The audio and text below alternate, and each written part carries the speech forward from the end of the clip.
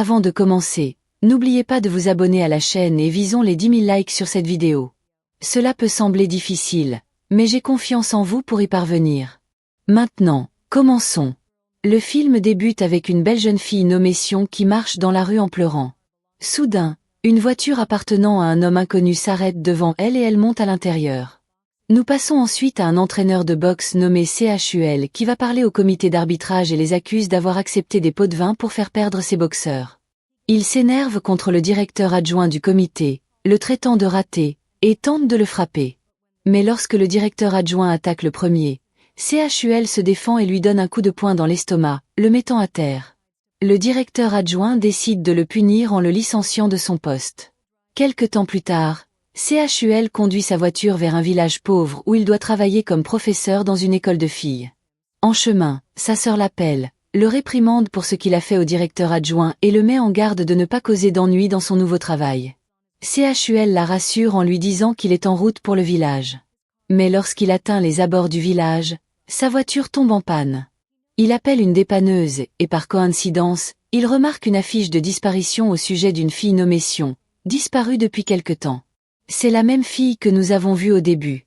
Quand la dépanneuse arrive, CHUL reprend la route et entre dans la ville. Là, il voit une jeune fille nommée Jean qui se dispute avec un groupe d'autres filles en les accusant d'avoir arraché les affiches qu'elle avait posées au sujet de sa meilleure amie disparue, Sion. CHUL essaie de la calmer et leur dit de ne pas créer de problème. À ce moment-là, un policier nommé Sang-jo arrive. Il reconnaît CHUL et le salue avec joie, se souvenant qu'il s'était entraîné à la boxe dans le gymnase de CHUL. Pendant ce temps, Jean se rend chez la grand-mère de Sion pour prendre de ses nouvelles. Elle lui donne le bracelet de la vieille femme. On apprend que Sion vivait avec sa grand-mère avant de disparaître, car ses deux parents étaient morts dans un accident de voiture. Très inquiète, la grand-mère dit à Jean que Sion a disparu depuis un mois et que personne ne sait où elle est.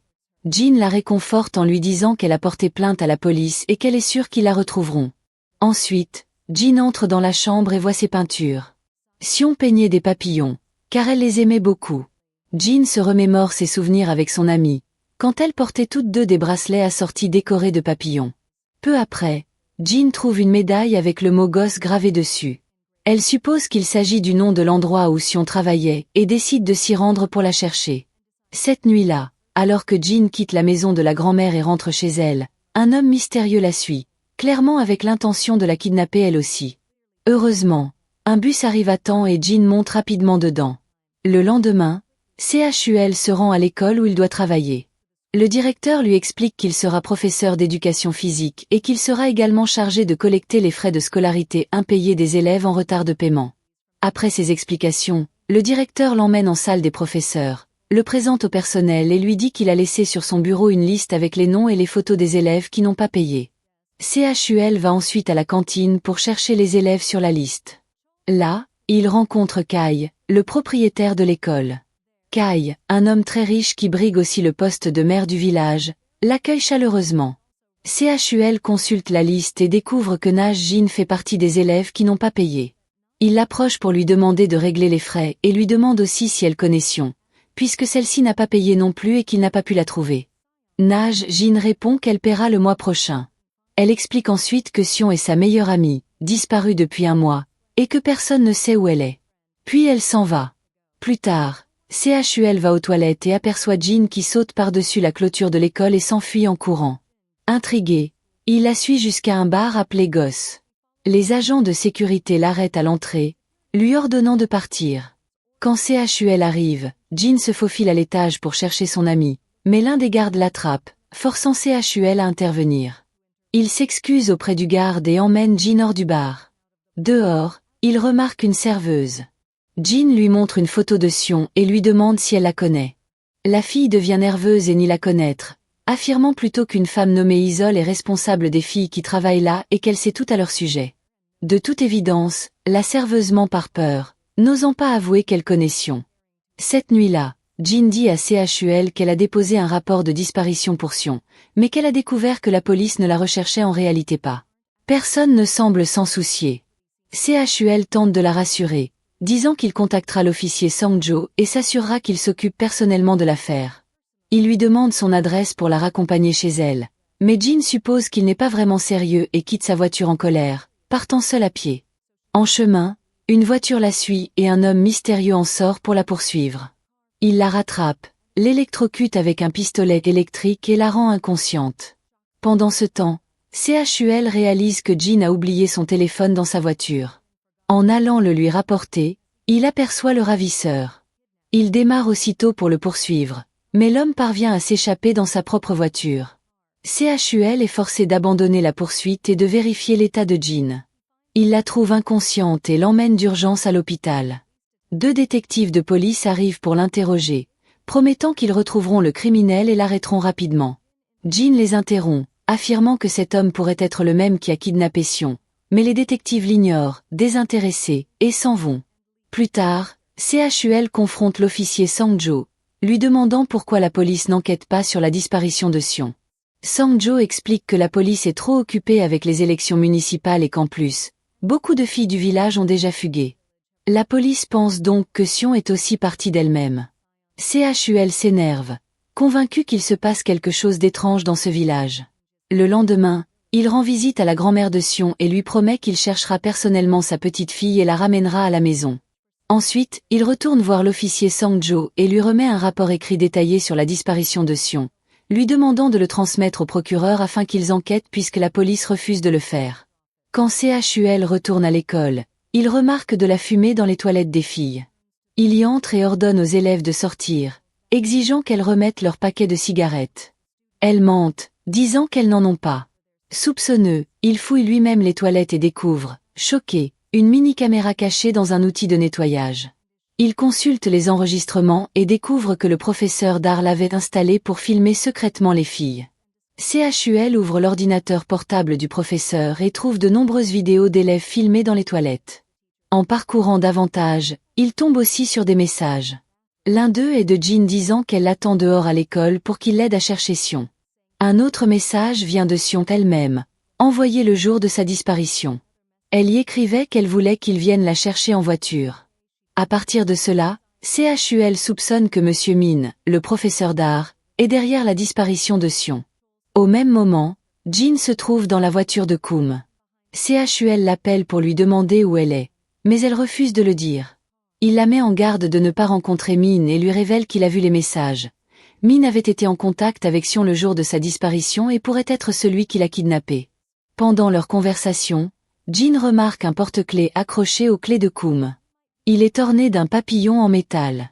Elle se souvient aussitôt des paroles de CHUL et commence à soupçonner qu'il a raison.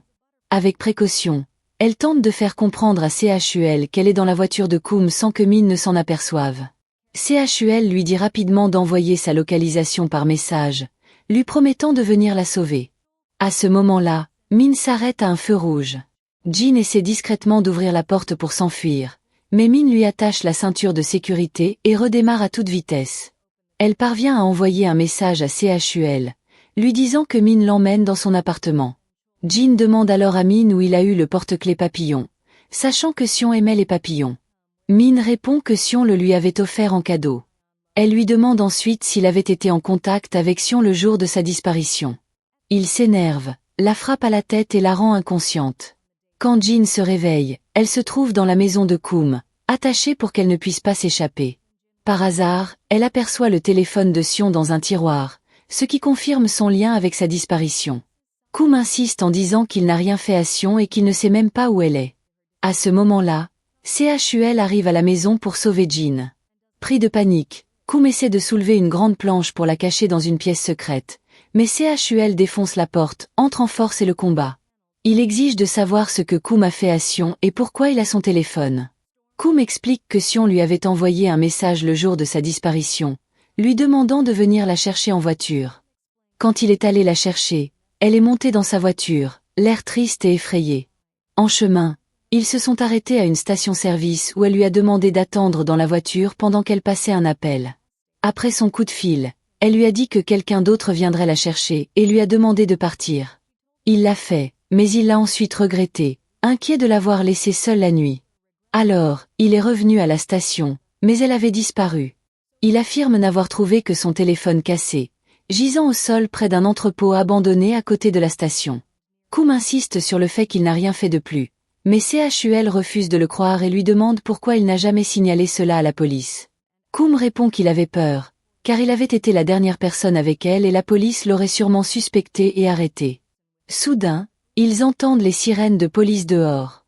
Jean révèle qu'elle avait déjà appelé la police et signalé que Koum avait tenté de l'enlever. Kay est arrêté et placé en garde à vue. Au commissariat, CHUL parle avec l'enquêteur, lui remettant le téléphone de Sion et lui demandant de le réparer pour retrouver le dernier numéro qu'elle avait appelé. Ce numéro est sûrement celui du kidnappeur. L'enquêteur ignore sa requête et lui ordonne de quitter le commissariat. Méfiant, CHUL se tourne alors vers l'officier Song, lui demandant de réparer le téléphone et de l'informer immédiatement du dernier numéro composé. Il lui confie qu'il ne fait pas confiance à l'enquêteur, qui semble volontairement désintéressé par la disparition de Sion.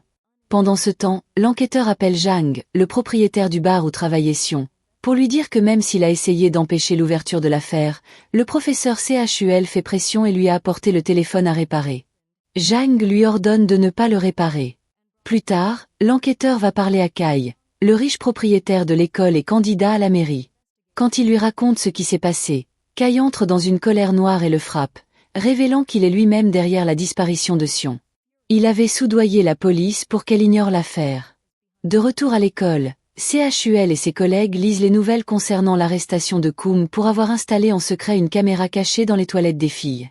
CHUL comprend que c'est Jean qui a divulgué l'histoire. Il la confronte, la réprimande car elle risque de graves ennuis, mais Jean lui répond qu'elle n'a pas peur. Elle est prête à tout affronter tant qu'elle peut retrouver son amie Sion. Puis elle le quitte.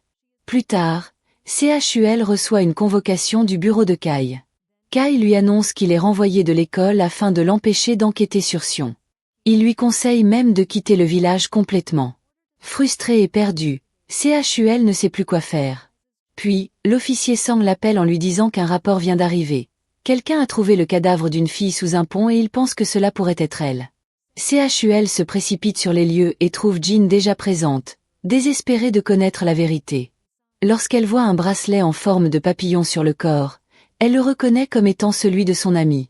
Submergée par le chagrin, elle s'effondre en larmes et CHUL la prend dans sa voiture pour la raccompagner chez elle. En chemin, il lui dit que la grand-mère de Sion est tombée malade après avoir appris la nouvelle. Il se dépêche d'aller la voir. Pendant ce temps, l'officier Song emmène le téléphone de Sion pour le réparer. L'enquêteur l'aperçoit sur les caméras de surveillance et devient furieux, craignant qu'une fois découvert le dernier numéro appelé, la vérité sur le meurtrier ne soit révélée. Sang se rend dans une boutique de téléphone, fait réparer l'appareil et appelle CHUL. Le dernier numéro composé était celui de Jang, le propriétaire du bar. En outre, il y avait un message d'une fille nommée Azol, qui avait écrit à Sion en lui disant qu'elle était très inquiète pour elle. Mais à peine Sang raccroche-t-il que les hommes de Jang l'attaquent, le frappent à la tête et volent le téléphone de Sion. Pendant ce temps, CHUL se rend au bar pour confronter Azol. Il lui demande ce qui s'est passé la nuit où Sion a disparu. Azol explique que Sion travaillait comme chanteuse dans le bar. Cette nuit-là, l'homme d'affaires Kay était présent avec le chef de la police, qu'il soudoyait afin d'assurer sa victoire aux élections municipales. Au cours de la soirée, Sion est allée aux toilettes pour appeler sa grand-mère malade. Elle a pleuré tout le temps. Puis Kay est entrée et a compris qu'elle était élève dans son école. Sion le supplia de la laisser rentrer chez elle pour s'occuper de sa grand-mère malade. Kay s'est agacé, mais le chef de la police proposa de la raccompagner dehors. Plus tard, Kay a confronté Jang furieusement, lui criant dessus pour avoir employé Sion alors qu'elle était encore élève de son école, et qu'elle pouvait l'exposer, ruinant ainsi sa réputation.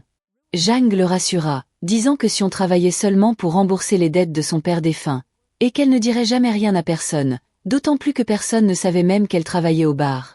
Alors qu'ils parlaient, ils entendirent le chef de la police crier. Ils se précipitèrent et le trouvèrent souffrant, leur disant que Sion l'avait frappé lorsqu'il avait tenté de la harceler, puis qu'elle s'était échappée. Furieux, Jang appela immédiatement Sion pour lui demander où elle était.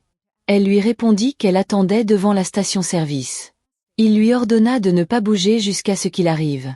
Au même moment, Azol lui envoya un message lui disant de ne pas s'enfuir, la prévenant que si elle le faisait, Jang la tuerait. À peine Azol avait-elle fini de raconter cela que Jang et ses hommes arrivèrent au bar. Ayant appris que CHUL était à l'intérieur pour chercher des réponses, ils commencèrent à le chercher, Mais CHUL s'avança, affrontant directement Zhang et exigeant qu'il parle calmement, sans violence. Les hommes de Zhang attaquèrent CHUL et le frappèrent à la tête avec une batte de baseball. Enragé, CHUL riposta et les mit tous à terre. Zhang sortit alors un couteau et tenta de le poignarder, mais CHUL le frappa et lui demanda s'il avait tué Sion. Zhang jura qu'il ne l'avait pas tué. Il expliqua que lorsqu'il était allé à la station-service pour la retrouver, elle n'y était plus. À la place, il remarqua un entrepôt abandonné à proximité, y entra pour la chercher et fut choqué de voir un homme masqué en train de l'étrangler à mort. Le rebondissement choquant, l'homme masqué n'était autre que le fils de Kai. Au même moment, Jin se trouvait dans les toilettes de l'hôpital lorsque le fils de Kai surgit derrière elle, l'étrangla jusqu'à ce qu'elle perde connaissance et l'enleva. On découvre alors que le fils de Kai n'était autre que Kim, le professeur d'art. Pendant ce temps, CHUL quitta le bar et monta dans sa voiture. L'officier Sang l'appela, lui disant qu'un gang l'avait attaqué et avait volé le téléphone de Sion.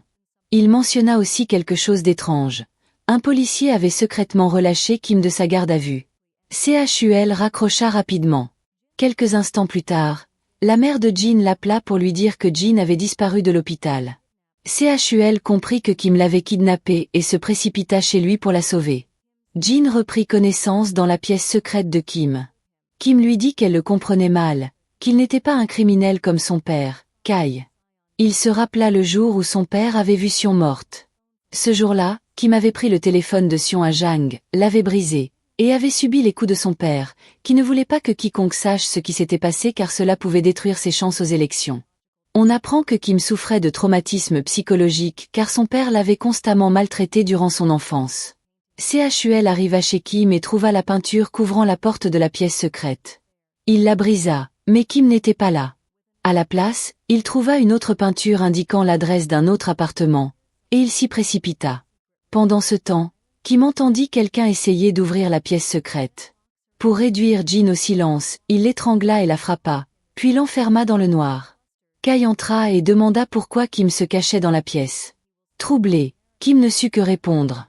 Kai lui dit alors qu'il l'enverrait en Amérique car les résultats des élections approchaient et il ne voulait rien risquer qui puisse compromettre son avenir de mère.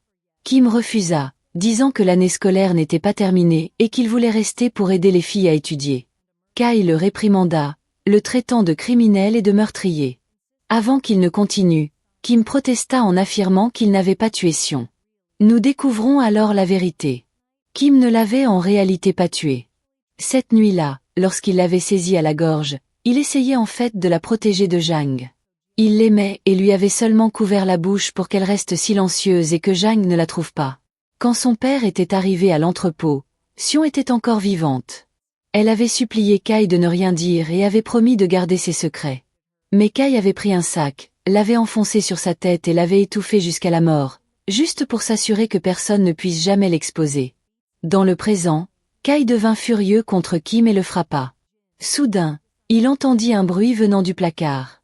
Devant Jin, il décida de l'ouvrir, mais à ce moment-là, il reçut un appel du chef de la police lui annonçant que les résultats des élections allaient être annoncés. Kai partit précipitamment. Kim dit alors à Jin de sortir du placard et lui promit qu'il ne lui ferait pas de mal. Elle refusa. Lorsqu'il essaya de l'ouvrir, elle lui pulvérisa de la peinture au visage et s'enfuit. Jin se retrouva piégée dans un couloir dont la porte était verrouillée. Alors elle se cacha sous une table. Kim la chercha et finit par apercevoir ses jambes qui dépassaient. À ce moment, CHUL arriva à la maison, désespéré de retrouver Jin. À l'intérieur du couloir, Kim, furieux d'avoir été humilié, brisa tous les verres dans une rage folle. Alors qu'il s'approchait de la table, Jin paniqua et courut, marchant sur les éclats de verre. Son pied fut gravement entaillé et elle s'effondra au sol. CHUL entendit ses cris et se précipita vers le couloir, défonçant la porte. Il trouva Jin gravement blessé, du verre planté dans son cou. Il le retira et pressa un tissu contre la plaie pour stopper le saignement. Soudain, Kim attaqua, poignardant CHUL à l'estomac avec un couteau. CHUL, enragé, se défendit et le frappa violemment. Terrifié, Kim implora pour sa vie. CHUL l'épargna, choisissant plutôt de sauver Jin, qu'il porta jusqu'à l'hôpital. Mais alors qu'il tentait de partir, Kim saisit une planche en bois et le frappa à la tête. CHUL riposta, l'assomma et emporta Jin dans sa voiture, roulant à toute vitesse vers l'hôpital, le sang coulant de sa propre blessure. Pendant ce temps, Kai remportait les élections et célébrait son accession au poste de nouveau maire du village. Alors que CHUL conduisait, affaibli et ensanglanté, Jin lui murmura que c'était Kai, et non Kim, qui avait tué Sion. Choqué, CHUL comprit la vérité. À l'hôpital, il vit aux informations l'annonce de la victoire électorale de Kai. Déterminé à en finir, il partit et fonça droit dans la voiture de Kai, la percutant violemment. Le chauffeur de Kai attaqua CHUL, mais celui-ci le battit et se lança contre Kai. Ce dernier l'insulta avec arrogance, se vantant d'avoir désormais le pouvoir et l'influence en tant que maire. Furieux, CHUL brisa la vitre de la voiture à main nue. Les voitures de police arrivèrent. Croyant qu'elle venait arrêter CHUL, Kai remercia le chef de la police de les avoir envoyés. Mais, à sa grande horreur, les agents arrêtèrent Kai et son fils Kim à la place. CHUL apprit que l'officier Song avait tout transmis au parquet, qui avait ordonné leur arrestation. Le lendemain, CHUL rendit visite à Jin à l'hôpital pour prendre de ses nouvelles. Puis il quitta le village, retournant dans la ville où il était né. Et c'est ainsi que le film se termine. Abonnez-vous pour plus de vidéos comme celle-ci. Activez la cloche et n'oubliez pas d'aimer la vidéo. Merci d'avoir regardé.